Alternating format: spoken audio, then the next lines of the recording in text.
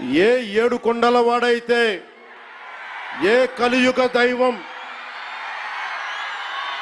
ఆయనకి కూడా అపచారం జరిగితే మెత్తగా ఎందుకు ఊరుకుంటాం? మాట్లాడకుండా ఎందుకుంటాం? ప్రతి ఎలక్షను ప్రతిదీ రాజకీయ కోణంలోనే చూస్తామా? అన్ని రాజకీయాలేనా? అన్ని ఓట్ల కోసమేనా?